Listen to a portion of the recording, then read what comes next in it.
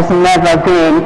This is where we bring you experts on the program, and we take a close look at the different branches of engineering, thereby bringing engineering closer to you, but specifically to encourage the study of engineering among our young William Usman. Welcome to the program. Our phone lines will be open shortly. You can call in or send in your messages via our social media handles.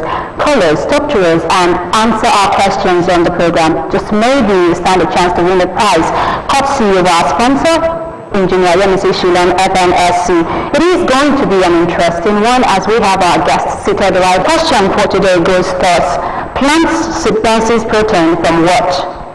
Plants synthesize protein from what? If you know the answer, please call us and send in your messages via our social media handles. And of course, we will go straight to the question for the week. The question for the week will be displayed shortly, but please stay with us as we go on this break.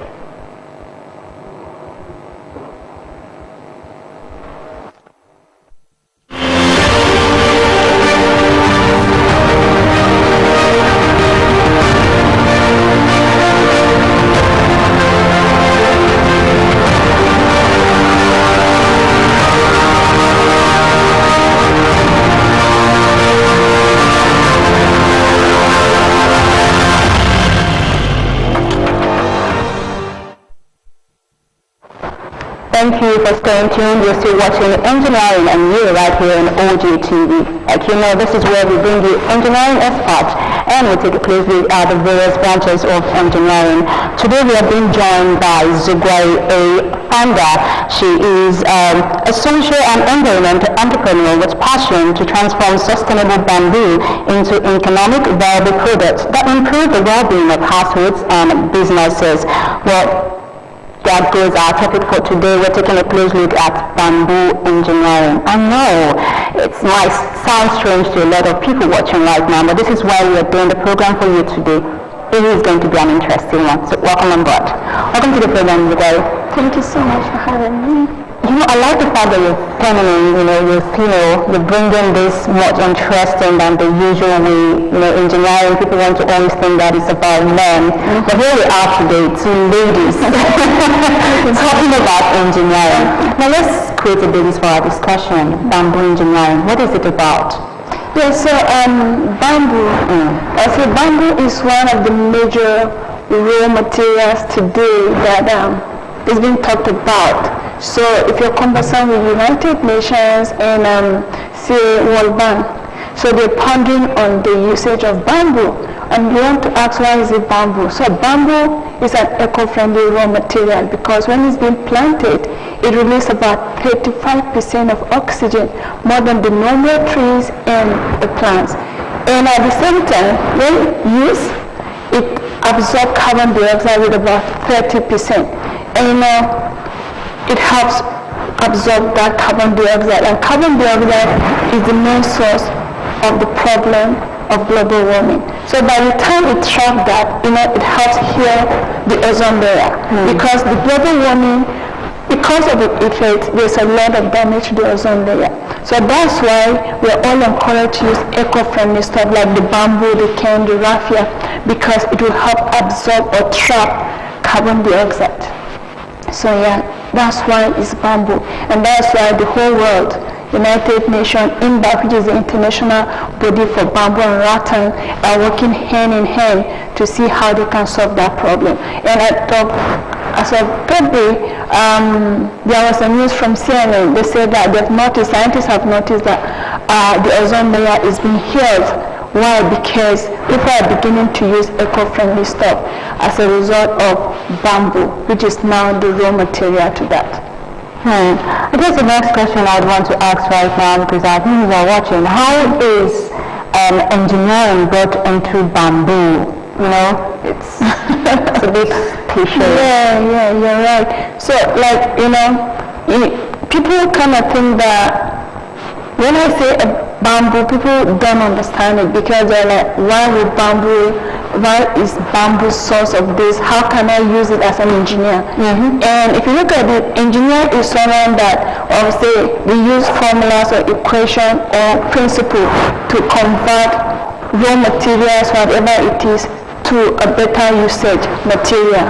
For instance, a process engineer can use crude oil, right?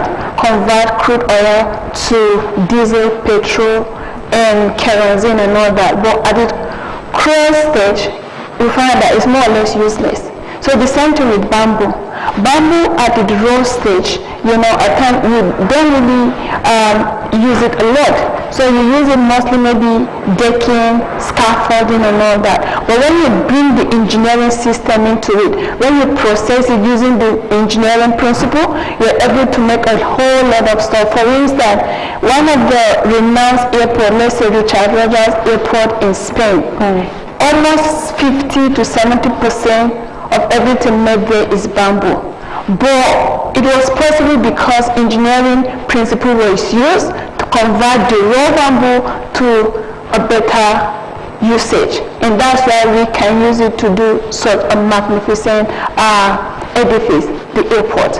So the same thing as an engineer, if we apply it into our day-to-day use, like in a different field of engineering, because if you look at it critically, engineers cover the whole aspect of life. If you look at the pharmaceuticals, the oil and gas, the car industry, the food industry, everything known in engineering is there. So now the same thing with bamboo. If you apply bamboo engineering, you can use bamboo in different aspects of life. So bamboo is used at the construction stage, like I said earlier on. If you want to go further through the processes of bamboo, remember I said that at the raw stage of bamboo, we can use it for decking, for scaffolding, bamboo fencing. But taking it further, I don't know if you're conversant with construction in Nigeria. So if you want to do the columns or want to do decking, they use the reinforcement, like they call it in layman term, the iron rod. Yes. But now, bamboo can be used to do the replace. Oh yes, because bamboo have a very good tensile strength. So for instance, the iron rod we are seeing weigh about 23 to 25 pounds. But the bamboo you are seeing at the natural stage weigh about 28 pounds at the natural stage. So come to bring it in terms of economical value. The iron rod is very expensive, bamboo is natural, and then as a construction person, if engineers, they don't have the capacity to hold yes, and I can prove it like with the picture here, like the airport I talk about, and then if you go to Asian countries where they have gone into that, they let a lot of their constructions, like Maldives and all that, the beach houses, the whole construction is made of bamboo. And it's very, very strong. So as engineers, or construction engineers, bringing into construction engineers, like in the Nigerian, yes, I think engineers will need to look into that closely, so that we see how we can achieve more with bamboo. So for instance, I'll take you to the aspect to which I am more specialized on. So I'm into bamboo furniture, accessory, and decor. So the bamboo furniture market globally was estimated to be 10.35 USD million. And then as of 2020, it was estimated to be 11.35 billion USD.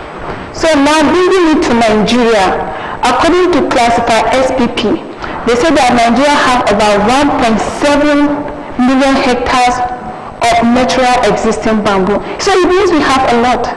We don't even have to plant it for now. Then we can plan in the long term to start planting it, but at the moment we have more than enough bamboo to use in construction. And then aside, now I'll maybe take it into different segments. Remember I said to you that in engineering we have different sectors of engineering. And I've been talking about the construction industry. Now let's bring it down to say the clothing industry. So in the clothing industry, bamboo has a fiber. And now as engineers, that's where process engineers come in, or chemical engineers, where we use enzymes as catalysts to convert the fiber to wool. And wool is being used to make clothing. And that's engineering. And then bringing it now to the car industry. If you look at BMW, their luxurious cars dashboard are being made using bamboo, processed bamboo, yes. Then if you look at it again in the pharmaceuticals too, in Asian countries, they use as a source of medical raw materials to make medicine. They make medicine with it, they use it as a source of food as well. So we have a lot to do in the engineering aspect in Nigeria. And it's a collective action. So for instance, in 2021, I traveled to Kenya to represent Nigeria in one of the international bamboo study tour in partnership with United Nations and with IMBA, which I said earlier on is the international body for bamboo and rattan. And because of global warming, they're working hand in hand with United Nations to see how they can curb that. Now, when I went there, I realized that a lot of African countries and Asian countries, America and all that dive into that bamboo work so massively, intensively, yes. And then when you come to Nigeria, we do little compared to what they do. But the good thing is I think we have a caller. Let's take this call. Okay. Thank you for joining us. Good evening. Yes, please. Chota is my name.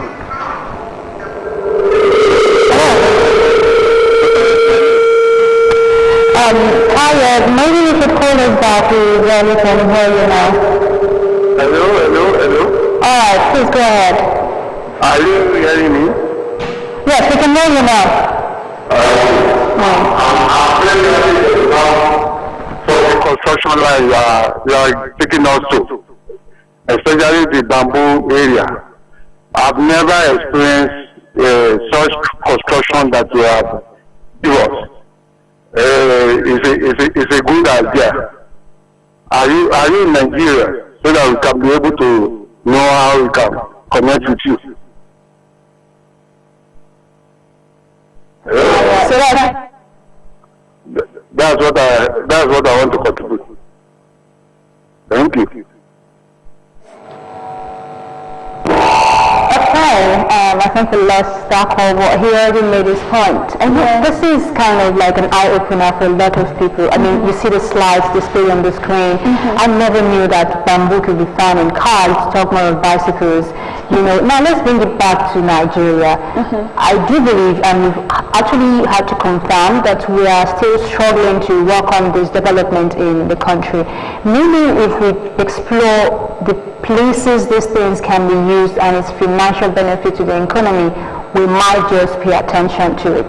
Now for you who is into it, tell us, what is it like to be in this aspect? So like I said earlier on, I was trying to break it down in terms of the economical value. So like I said, even international nations have done the research even down to Nigeria. And that's why they could confirm that we have 1.7 million hectares existing bamboo. That means they're naturally planted. Nobody planted them, right? And then now if you look at, and I gave you a breakdown, do they grow everywhere?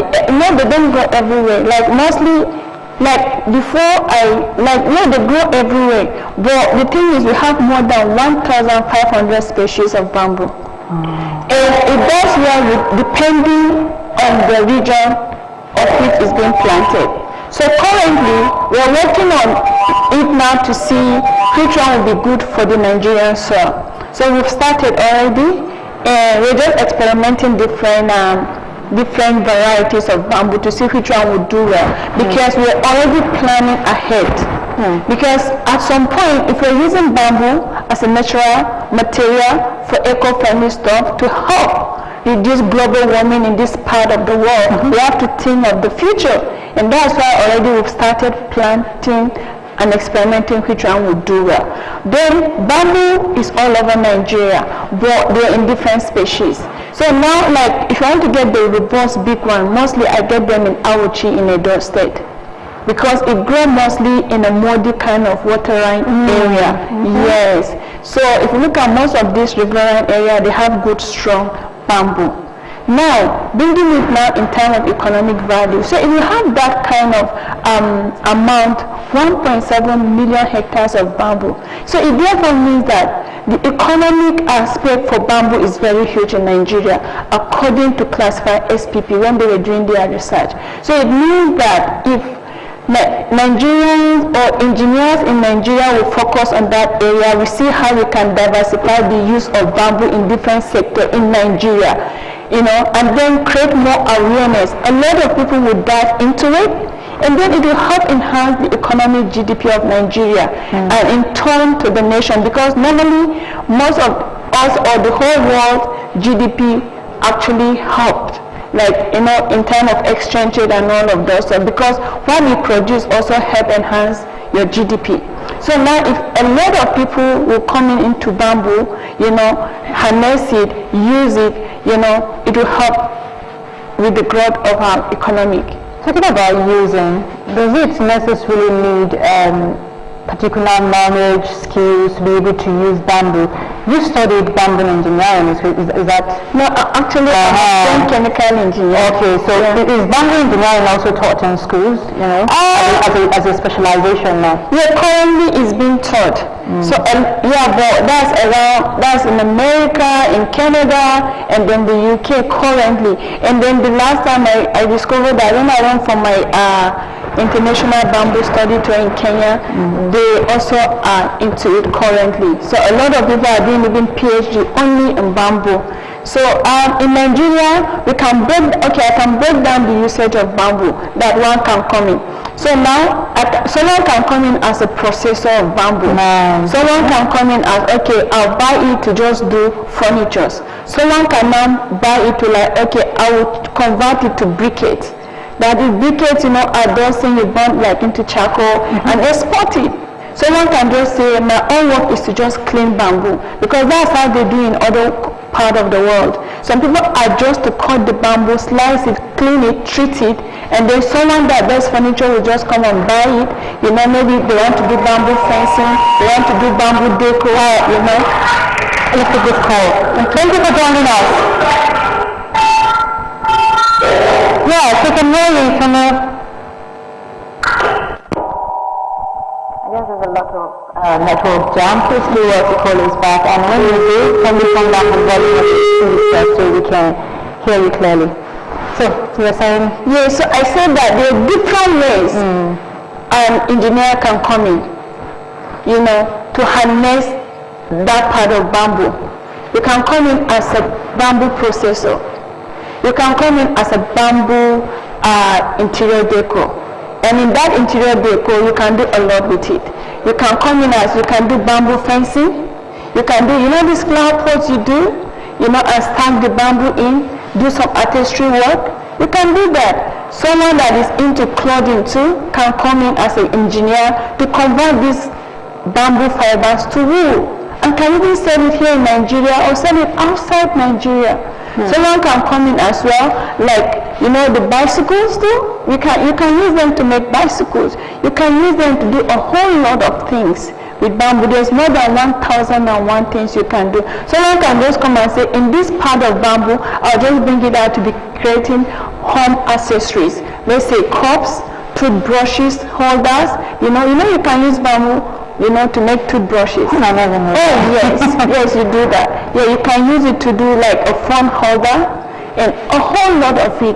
Because of the time we have, I would have loved to go into a bigger dive of bamboo, because you can use bamboo, and make more than 1,000 or more things in different aspects of engineering, be it the pharmaceutical, be it the food industry, because in Asian countries there is one species of bamboo they use for food. There is one species of bamboo they use for making medicine. We have a caller. Yes, sir. Thank you for joining us. Yes, please go ahead.